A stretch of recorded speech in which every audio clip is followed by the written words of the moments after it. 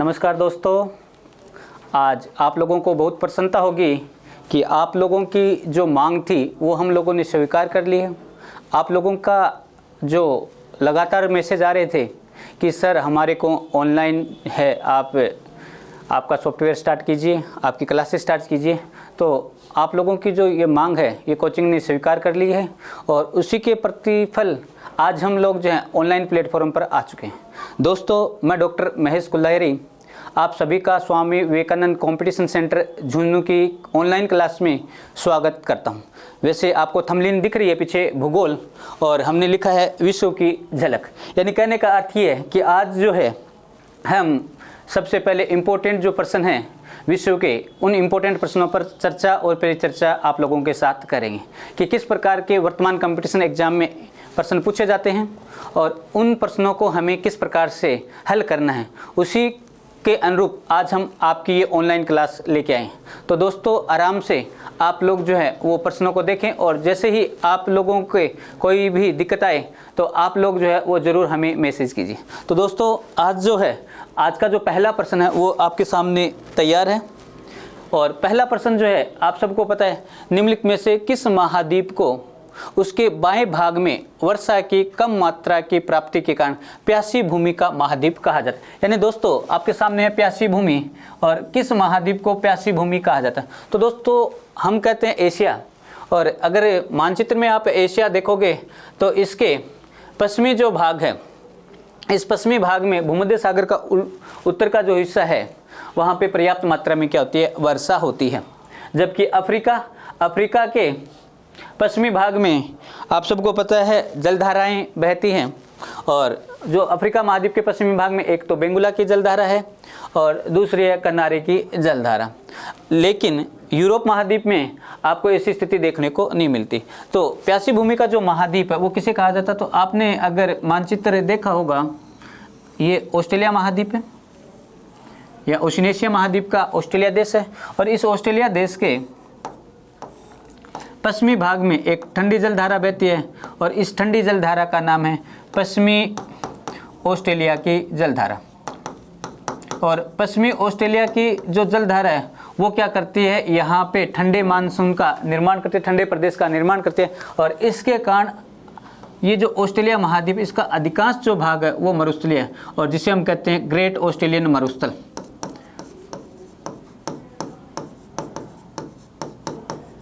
Great Australian मरुस्थल, और या हम बोलते ग्रेट सिडनी मरुस्थल का निर्माण करती है।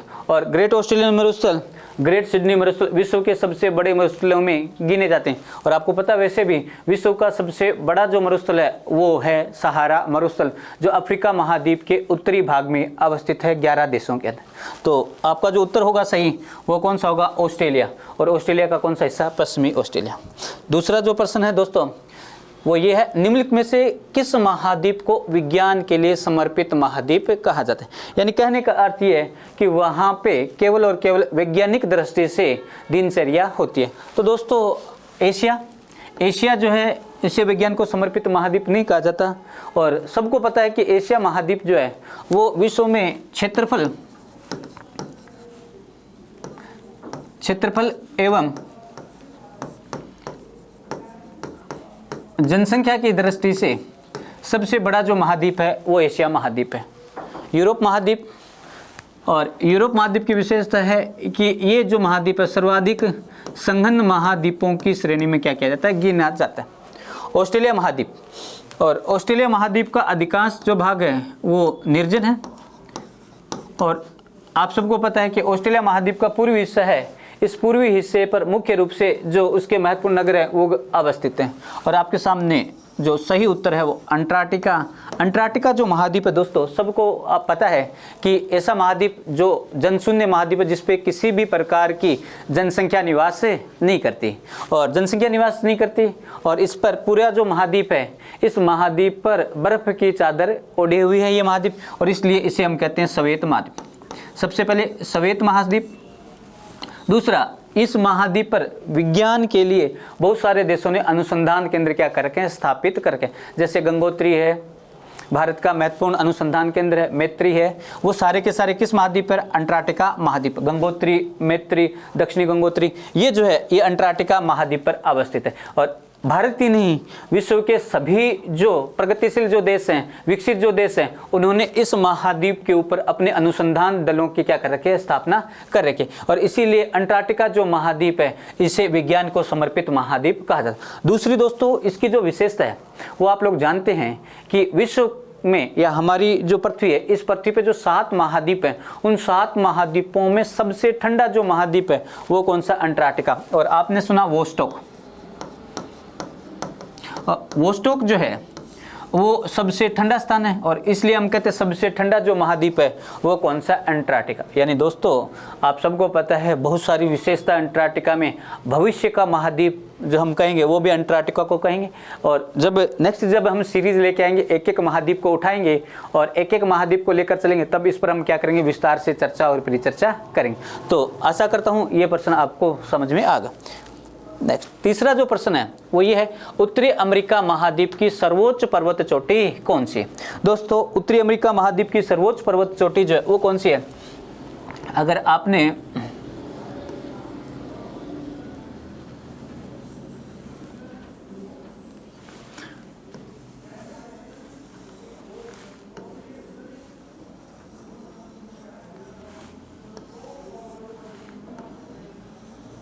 ये उत्तरी अमेरिका महाद्वीप है, और उत्तरी अमेरिका महाद्वीप में आप सब ने देखा होगा यहाँ पे ब्रुक्स पर्वत श्रेणी है, यहाँ पे अलास्का पर्वत श्रेणी है, इन दोनों के मध्य मैकेंजी है, और यहाँ पे विश्व की सर्वाधिक चौड़ी पर्वत श्रृंखला जिसे बोलते हैं रॉकी है, ये रॉकी है, ये ब्रुक्स है, ये मैकेंजी है, ये अलास्का है, और यहाँ पे कोस्ट रेंज है, कास्केड रेंज है, सीरा नवेदा रेंज है, ऑक्सीडेंटल ओरिएंटल जो मुख्य रूप से पश्चिमी कार्डिलेरा का हिस्सा माना जाता है। तो दोस्तों उत्तरी अमेरिका महाद्वीप में जो सबसे ऊंची चोटी है वो अलास्का पर्वत श्रेणी पे है, और इस अलास्का पर्वत श्रेणी पर जो सबसे ऊंची चोटी है उसका नाम है माउंट मैकानले, और वर्तमान में इसी माउंट मैकानले को माउंट देनाले के नाम से भी क्या किया जाता है? संबोधित किया जाता है। यानी कहने का अर्थ यह है दोस्तों, उत्तरी अमेरिका महाद्वीप की सर्वोच्च पर्वत चोटी जो है वो अलास्का पर्वत श्रेणी में है, और अलास्का पर्वत श्रेणी में जिसका प्राचीन नाम माउंट मैकानले था, जिसे वर्तमान में माउंट देनाले के नाम से क्या करते हैं? संबोधित करते हैं। दोस्तों माउंट एकाकागुआ आप सबको पता है दक्षिण अमेरिका महाद्वीप में एंडीज पर्वतमाला पे अवस्थित है। माउंट एल्ब्रूस काकेशस पर्वतमाला यूरोप के अंदर अवस्थित है, और माउंट एवरेस्ट ये सबको पता है, माउंट एवरेस्ट जो है वो हिमालय में विश्व की सबसे ऊंची पर्वत चोटी मानी जाती है। तो हम कहेंगे उत्तरी अमेरिका महाद्वीप की सर्वोच्च पर्वत चोटी जो है वो कौन सी है? माउंट मैकानले है, और किस महाद्वीप पे है, किस पर्वत श्रेणी में है? तो हम कहते हैं ये जो है वो अलास्का पर्वत श्रेणी में, जिसका वर्तमान नाम जो है वो क्या है? वर्तमान नाम है वो है देनाले, या देनाले के नाम से क्या किया जाता है? संबोधित किया जाता है। देखते हैं नेक्स्ट प्रश्न कौन सा है। नेक्स्ट है, निम्नलिखित में से, पांचवा प्रश्न है, निम्नलिखित में से किस महाद्वीप का विस्तार उत्तरी, दक्षिणी, पूर्वी तथा पश्चिमी सभी गोलार्धों में पाया जाता है? तो दोस्तों अगर हम कहें कि एशिया जो है, एशिया मुख्य रूप से उत्तरी पश्चिमी गोलार्ध में अवस्थित है। यानी कहने का अर्थ है एशिया जो है वो केवल और केवल हम कहें उत्तरी पश्चिमी गोलार्ध में अवस्थित है, उत्तरी पूर्वी गोलार्ध में अवस्थित है। यूरोप जो है, यूरोप उत्तरी पश्चिमी गोलार्ध में अवस्थित है। हम बात करते हैं दक्षिण अमेरिका मुख्य रूप से दक्षिणी पश्चिमी गोलार्ध में और आंशिक रूप से उत्तरी पश्चिमी गोलार्ध में अवस्थित है। तो यहाँ पे जो ऑप्शन सही होगा वो कौन सा होगा? अफ्रीका महाद्वीप। अगर आपने देखा होगा अफ्रीका महाद्वीप जो है वो इस प्रकार से है,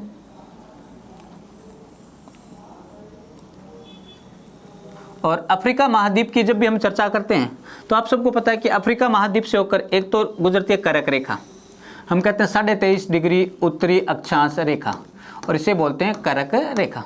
दूसरी इसी महाद्वीप से होकर एक रेखा गुजरती है जिसे बोलते हैं 0 डिग्री अक्षांश रेखा, या इसे बोलते हैं भूमध्य रेखा। और इसी महाद्वीप से होकर मकर रेखा या 23.5 डिग्री अक्षांश रेखा गुजरती है। हमने कह दिया कर्क रेखा, भूमध्य रेखा या इसे बोलते 0 डिग्री अक्षांश रेखा और इसी का नाम है विषुवत रेखा, और 23.5 डिग्री दक्षिणी अक्षांश रेखा जिसका नाम है मकर रेखा के नाम से जाना जाता है। दूसरी इसी महाद्वीप से होकर एक रेखा और गुजरती है जिसे बोलते हैं 0 डिग्री देशांतर रेखा। इस प्रकार से गिनी की खाड़ी से होकर ये 0 डिग्री देशांतर रेखा गुजरती है। तो दोस्तों हम कहते हैं 0 डिग्री ये हिस्सा है, ये कौन सा गोलार्ध आ जाएगा, ये आएगा उत्तरी पश्चिमी गोलार्ध, और ये हिस्सा है ये कौन से गोलार्ध में आएगा, ये उत्तरी पूर्वी गोलार्ध में, ये हिस्सा ये दक्षिणी पश्चिमी गोलार्ध में, और ये वाला हिस्सा है ये आ जाएगा दक्षिणी पूर्वी गोलार्ध में।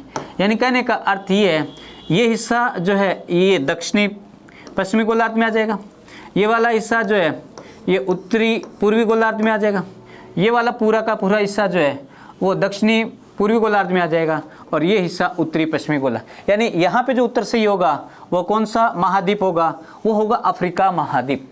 अफ्रीका महाद्वीप एकमात्र ऐसा महाद्वीप है जिससे होकर जो है 3 रेखाएं कर्क रेखा, मकर रेखा और भूमध्य रेखा गुजरती है, और इसके पश्चिमी भाग से होकर 0 डिग्री देशांतर रेखा गुजरती है। तो हम कह सकते हैं कि अफ्रीका महाद्वीप जो क्षेत्रफल की दृष्टि से विश्व का दूसरा सबसे बड़ा महाद्वीप है, इस महाद्वीप ये जो महाद्वीप है ये चारों गोलार्धों में अवस्थित है, और जो बाकी 6 महाद्वीप है वो चारों गोलार्धों में अवस्थित नहीं। नेक्स्ट जो प्रश्न है दोस्तों वो है यूरोप महाद्वीप का सर्वोच्च पर्वत शिखर कौन सा है। तो ऑप्शन में माउंट मैकानले, दूसरा माउंट एकाकागुआ, माउंट एल्ब्रूस और माउंट विंसन मेसिफ। तो दोस्तों आप सबको पता है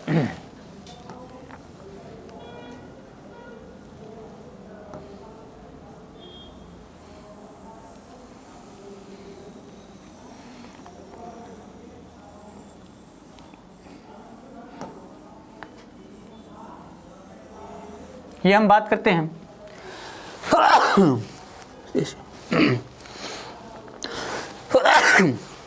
ये हम बात करते हैं ये यूरोप महाद्वीप है। यूरोप महाद्वीप के उत्तर में ये जो क्षेत्र है ये नॉर्वे, ये स्वीडन और यहाँ पे जो है वो डेनमार्क है। इन तीनों रूपों को हम स्कैंडिनेविया प्रदेश के नाम से संबोधित करते हैं। दोस्तों यहाँ पे आल्प्स पर्वतमाला है, और हम बात करते हैं कि ये यहाँ पे काला सागर है। काला सागर और जो कैस्पियन सागर है इनके बीच में एक पर्वत श्रृंखला है जिसका नाम है काकेशस पर्वत श्रृंखला। काकेशस पर्वत श्रृंखला, और काकेशस पर्वत श्रृंखला के ऊपर यूरोप महाद्वीप का सबसे ऊंची जो पर्वत चोटी है, और आपने नाम जॉर्डन का नाम सुना होगा, यहाँ पे सबसे ऊंची पर्वत चोटी है, और ये जो पर्वत चोटी है इसका नाम है माउंट एल्ब्रूस। कौन सी है? माउंट एल्ब्रूस जो है वो यूरोप महाद्वीप की सर्वोच्च पर्वत चोटी मानी जाती है। देखो मैकानले की अभी हमने बात की थी, मैकानले तो किस में? उत्तरी अमेरिका महाद्वीप में, और उत्तरी अमेरिका महाद्वीप में हमने कहा था अलास्का पर्वत श्रेणी में। माउंट एकाकागुआ जो है वो दक्षिणी अमेरिका महाद्वीप में है। माउंट एल्ब्रूस हमने कह दिया कौन से महाद्वीप में? यूरोप महाद्वीप में। और ये जो है ये आप सबका उत्तर है माउंट एल्ब्रूस। नेक्स्ट जो प्रश्न होगा दोस्तों वो ये है कि उत्तरी अमेरिका महाद्वीप की सबसे बड़ी झील कौन सी है। दोस्तों उत्तरी अमेरिका महाद्वीप की हम बात करते हैं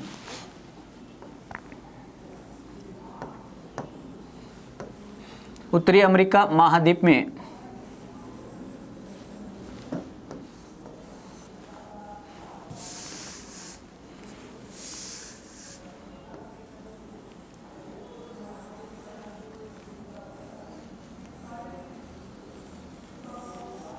ये उत्तरी अमेरिका, और उत्तरी अमेरिका महाद्वीप में कनाडा में मुख्य रूप से 5 झीलें,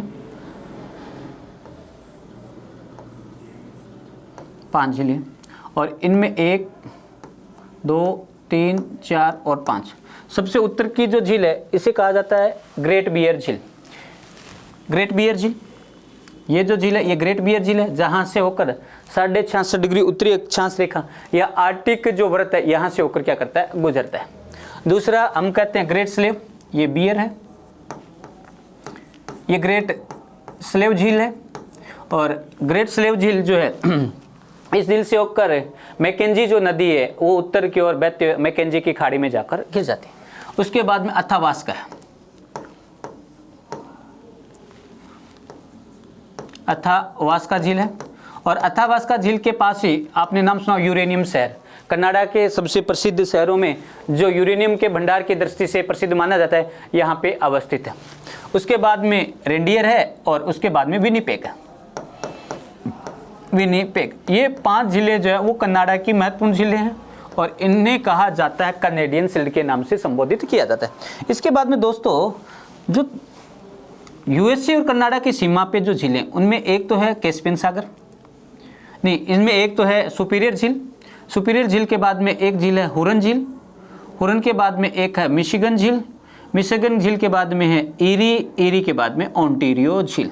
ये 5 झीलों का जो समूह है उसे कहा जाता है ग्रेट लेक्स।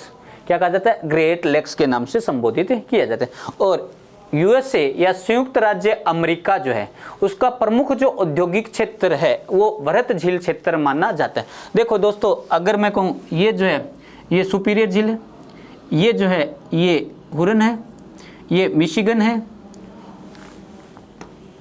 मिशिगन है, इसके बाद में ईरी है और ओंटारियो है।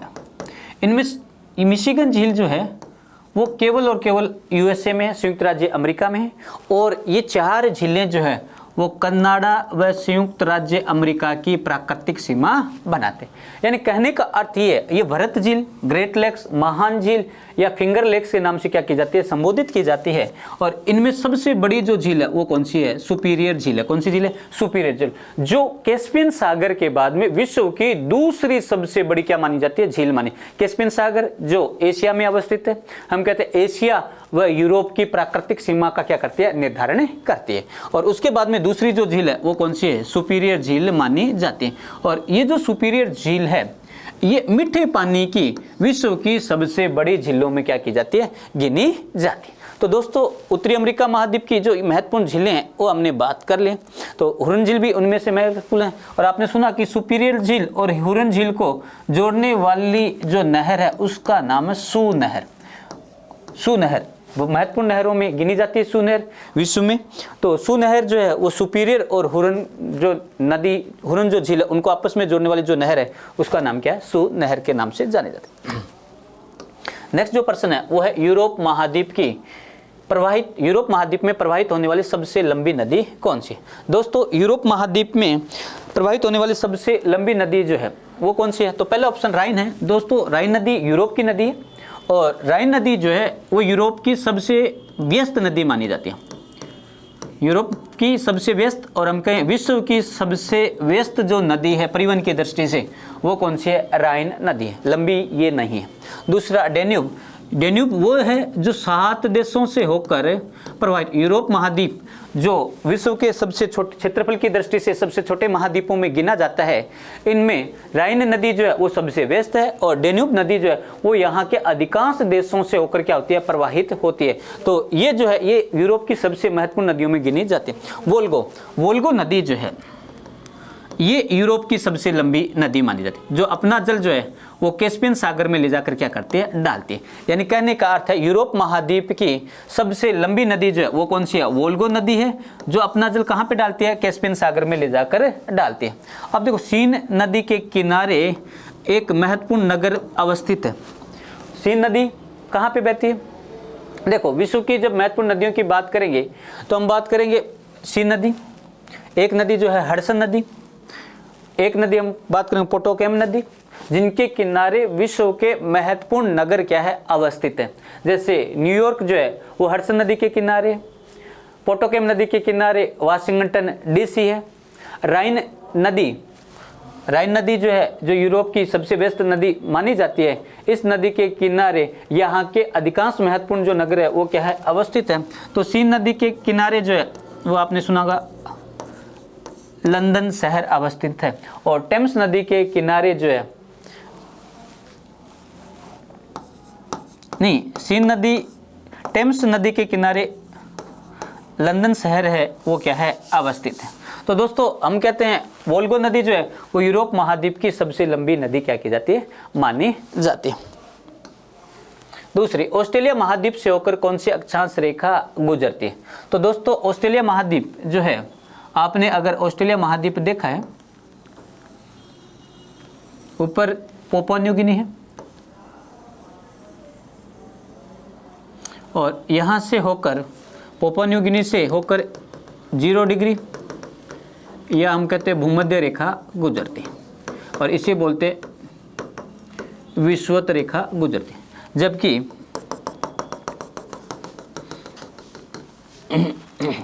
ऑस्ट्रेलिया, इस ऑस्ट्रेलिया महाद्वीप से होकर, ऑस्ट्रेलिया देश से होकर जो रेखा गुजरती है उसका नाम है 23.5 डिग्री दक्षिणी अक्षांश रेखा, जिसे बोलते हैं मकर रेखा। तो इसमें ऑप्शन होगा मकर रेखा। अब दोस्तों जैसे हम मकर रेखा की बात करते हैं, आप सभी जानते हैं कि सूर्य जो है वो 22 दिसंबर को कहाँ पे सीधा चमकता है? मकर रेखा पर सीधा चमकता है। 22 दिसंबर को सूर्य मकर रेखा पर चमकता है। तो दक्षिणी जो गोलार्ध है, इस दक्षिणी गोलार्ध में सबसे बड़ा दिन जो होता है वो कब होता है? 22 दिसंबर को होता है।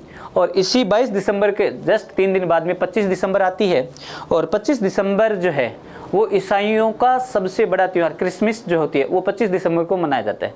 और बहुत बार कंपटीशन एग्जाम में ये प्रश्न पूछा गया है कि कौन सा ऐसा देश है जहाँ पे गर्मी में ये त्यौहार मनाए, क्योंकि उत्तरी गोलार्ध में इस समय में क्या होती है? सर्द ऋतु, शीत ऋतु होती है और दक्षिणी गोलार्ध में क्या होती है? ग्रीष्म ऋतु होती है। और जब जब हम बात करते हैं तो दक्षिणी गोलार्ध का महत्वपूर्ण जो देश है वो कौन सा? ऑस्ट्रेलिया है। और उसके बाद में आपको पता है यहीं पे ऑस्ट्रेलिया के पास न्यूजीलैंड है, जो ग्रीष्म ऋतु में क्या करते हैं? ये त्यौहार मनाते हैं, ईसाइयों का सबसे महत्वपूर्ण त्यौहार। तो यहाँ पे जो उत्तर आएगा वो कौन सा आएगा? वो आएगा मकर रेखा।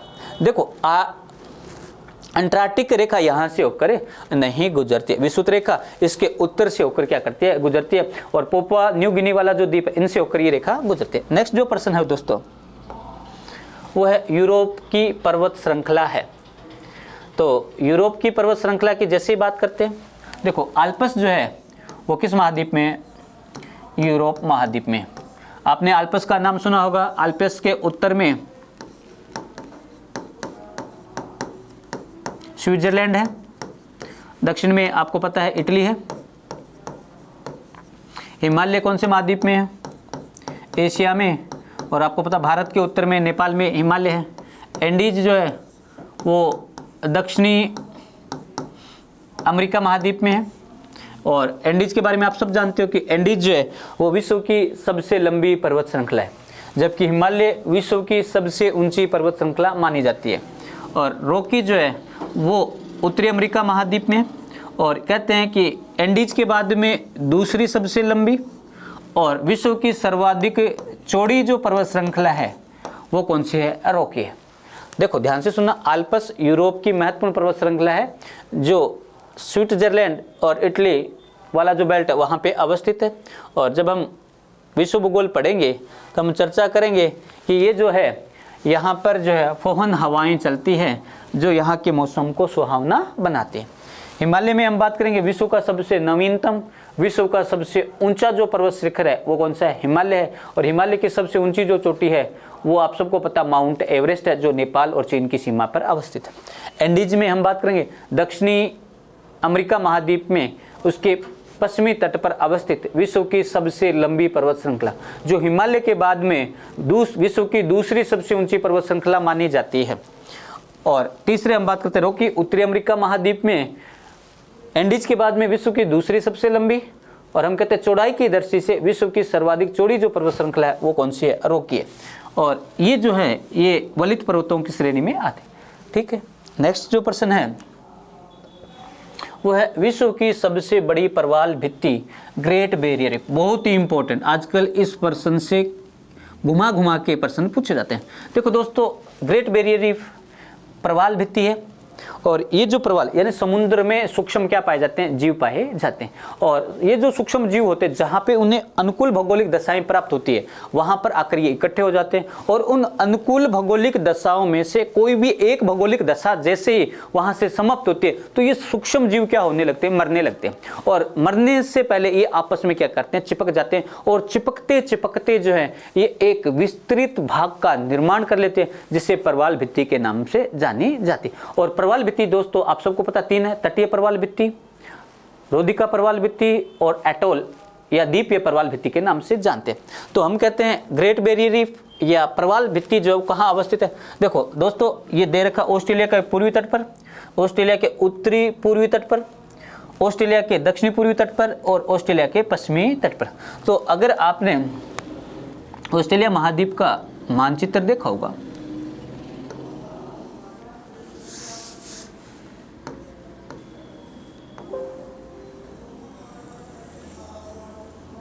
ये दोस्तों ऑस्ट्रेलिया है, इसका ये जो प्रांत है इसका नाम है क्वींसलैंड, और क्वींसलैंड प्रांत के पूर्वी भाग में विश्व की सबसे लंबी प्रवाल भित्ति पाई जाती है। हम कहते हैं ऑस्ट्रेलिया, तो ये कौन सा है, उत्तर, ये दक्षिण, ये पश्चिम, ये पूर्व। तो हम कहेंगे उत्तरी पूर्वी भाग में क्वींसलैंड प्रांत के तट पर अवरोधिका। देखो हमने अभी बात की थी तटीय प्रवाल भित्ति, दूसरे नंबर पर अवरोधिका प्रवाल भित्ति। तो ये जो है ग्रेट बैरियर रीफ, ये कैसी है, अवरोधिका, अवरोधिका प्रवाल भित्ति है जो ऑस्ट्रेलिया महाद्वीप के उत्तरी पूर्वी तट पर अवस्थित है। तो दूसरा जो ऑप्शन है वो सही माना जाएगा। अगर प्रांत की बात करेंगे तो प्रांत क्वींसलैंड हो जाएगा, और हम कहेंगे लगभग ये 1900 किलोमीटर लंबी है, जहां पर सर्वाधिक समुद्री जैव विविधता पाई जाती है। इसीलिए इस प्रवाल भित्ति को सागर के वर्षीले वनों की भी संज्ञा दी जाती है। यानी सीधा प्रश्न पूछा, सागर के वर्षीले वन होते हैं, तो आपको याद रखना है प्रवाल भित्ति। और विश्व की सबसे लंबी जो प्रवाल भित्ति है वो ऑस्ट्रेलिया महाद्वीप के उत्तरी पूर्वी भाग पर क्वींसलैंड प्रांत के पास अवरोधिका प्रवाल भित्ति के नाम से क्या की जाती है, जानी जाती है, जिसका नाम है ग्रेट बैरियर रीफ। नेक्स्ट जो प्रश्न है दोस्तों वो है विश्व का सबसे गहरा गर्त चैलेंजर। वाह, बता दिया चैलेंजर ही। विश्व का सबसे गहरा गर्त कौन सा है, चैलेंजर। चैलेंजर कह दो, या इसी गर्त का दूसरा नाम है मेरियाना गर्त, मेरियाना ट्रेंच के नाम से भी जाना स्थित है। तो दोस्तों सबको पता है कि मेरियाना जो गर्त है या चैलेंजर जो गर्त है वो किस महासागर में है, प्रशांत महासागर में। देखो दोस्तों हम कहते हैं प्रशांत महासागर, अब यहाँ पे महासागर का नाम नहीं दे रखा, यहाँ पे प्रशांत महासागर के जो द्वीप हैं उन द्वीपों का नाम दे रखा है। तो पहला है फिजी द्वीप के निकट, दूसरा गुआम द्वीपमाला के निकट, तीसरा जापान के पूर्वी तट पर, और चौथा है फिलीपींस द्वीप के पूर्वी तट पर। दोस्तों अगर आपने प्रशांत महासागर की जो भौगोलिक स्थिति देखी होगी इस प्रकार से, और इस प्रकार से यहाँ पे है जापान, और जापान के पास जो है वो जापान ट्रेंच है। कौन सा ट्रेंच है, जापान ट्रेंच या जापान की खाड़ी। दूसरा गुआना द्वीपमाला के निकट नहीं है, जापान के पूर्वी तट, ये तो हमने कह दिया जापान के पूर्वी तट पर जापान सागर है। फिजी के पास नहीं है। और हम नेक्स्ट जो प्रश्न आता है फिलीपींस द्वीप, और आपको पता है यहाँ पे फिलीपींस, आपने फिलीपींस को छोटे छोटे द्वीपों के रूप में चिन्हित किया होगा। लूनोज का नाम सुना होगा आपने, जो फिलीपींस द्वीप समूह का सबसे बड़ा द्वीप माना जाता है। और ये जो द्वीप है इसके पूर्वी भाग पर यहाँ पे हम कहते हैं कौन सी गर्त है, मेरियाना गर्त या चैलेंजर गर्त, जो विश्व का सबसे गहरा गर्त माना जाता है। दोस्तों विश्व का सबसे गहरा गर्त, और इसको याद रखो, तो एक फिलीपींस द्वीप समूह के पूर्वी तट पर, दूसरा याद रखना ये जो है ये उत्तरी प्रशांत महासागर में अवस्थित है। कौन से महासागर में, उत्तरी प्रशांत महासागर में अवस्थित। उत्तरी प्रशांत महासागर में भी आप अगर दिशा याद रखोगे तो उत्तरी पश्चिमी, कौन से भाग में है, उत्तरी पश्चिमी भाग में ये जो गर्त है वो क्या है, अवस्थित है। यानी आपको तीन दृष्टि से याद रखना, फिलीपींस के पूर्वी तट पर, उत्तरी प्रशांत महासागर में, और उत्तरी प्रशांत में भी कौन सी दिशा में, पश्चिमी भाग में विश्व का सबसे गहरा गर्त मेरियाना गर्त, चैलेंजर गर्त, और हम कहें 11,022 मीटर इसकी क्या है, गहराई मानी जाती है। ठीक है दोस्तों, नेक्स्ट जो प्रश्न है वह डोल्फिन व चैलेंजर कटक स्थित है। दोस्तों डोल्फिन व चैलेंजर कटक यानी समुद्र में जब ज्वालामुखी का प्रवाह होता है, और हम कहते हैं जब दो प्लेटें एक दूसरे से दूर विस्थापित होती है तो अंदर का मैग्मा धरातल पर आकर जमा हो जाता है, और जैसे ही लावा जमा होता है तो समुद्र में उसे कहा जाता है कटक। अगर धरातल पर जमा होता है तो हम पर्वत कहते हैं, और ज्वालामुखी पर्वत के नाम से जाना जाता है। अगर वही स्थिति हम कहते हैं महासागरों में होती है तो हम कहते हैं कटक, और नाम दे दिया डोल्फिन कटक या चैलेंजर कटक। तो अंटार्कटिक महासागर में, दूसरा है प्रशांत महासागर में, तीसरा हिंद महासागर में, और चौथा है आर्कटिक महासागर। दोस्तों एक चीज आपको याद रखना है कि ऐसा जो कटक है वो कहाँ पे बनेगा, जहां पर अपसरण किनारा होगा। कहाँ पे होगा, अपसरण किनारा, यानी प्लेटें जो है वो एक दूसरे से दूर स्थापित होगी, तो अंदर का मैग्मा बाहर आकर जमा होगा लावा के रूप में और कटक का निर्माण। तो आप देखोगे प्रशांत महासागर में अपसरण किनारा नहीं है, प्रशांत महासागर में अभिसरण किनारा, तो ये ऑप्शन तो क्या हो जाएगा, गलत हो जाएगा। दूसरा आर्कटिक महासागर में कोई व्यवस्था नहीं है। अब आपके सामने उत्तर दो है, या तो है अंटार्कटिक महासागर या हिंद महासागर। तो अगर हम बात करें कि डॉल्फिन कटक कहाँ पे है, तो ये जो डॉल्फिन कटक और चैलेंजर कटक है,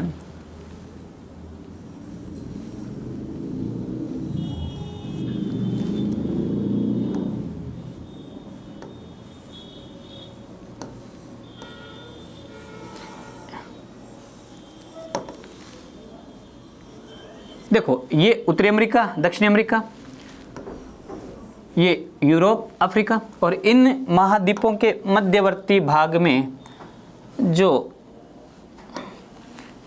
बीच में यहाँ पे एस आकृति का एक कटक अवस्थित है, जिससे क्या कहा जाता है, डॉल्फिन कटक या चैलेंजर कटक कहा जाता है। यानी कहने का अर्थ है उत्तरी में होगा ये तो होगा डॉल्फिन कटक, और दक्षिण का होगा ये होगा चैलेंजर कटक। कौन सा कटक है, चैलेंजर कटक। यानी कहने का अर्थ ये है कि ये किस महासागर में होंगे, अंटार्कटिक महासागर में होंगे। ठीक है, तो यहाँ पे जो सही ऑप्शन होगा वो पहला होगा कि अंटार्कटिक महासागर है। इस महासागर में विश्व की सबसे लंबी पर्वत श्रृंखला पाई जाती है, जिसे हम मध्य अंटार्कटिक कटक के नाम से जानते हैं। और मध्य अंटार्कटिक कटक उससे भौगोलिक दृष्टि से अनेक भागों में विभाजित किया जाता है। अगर उत्तर में है तो डॉल्फिन कटक, दक्षिण में है तो उसे क्या कहा जाता है, चैलेंजर कटक के नाम से क्या किया जाता है, संबोधित किया जाता है। तो दोस्तों आज का लास्ट जो प्रश्न है वो अपने साथ है, किसके गुरुत्वाकर्षण के कारण ज्वार भाटा आता है। दोस्तों गुरुत्वाकर्षण आप सबने पता है कि न्यूटन ने जो है एक बात कही थी कि जो पिंड जितना बड़ा होगा उसका गुरुत्वाकर्षण उतना ही अधिक होगा, न्यूटन ने कहा था।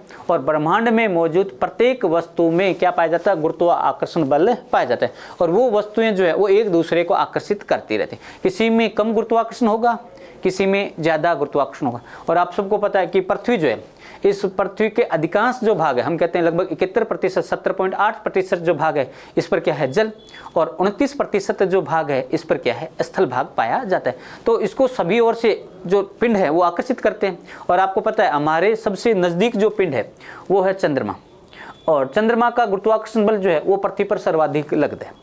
और सबसे बड़ा जो पिंड है वो है सूर्य, लेकिन सूर्य बड़ा तो है लेकिन उसके मुकाबले उसकी जो दूरी है वो भी क्या है, अधिक है।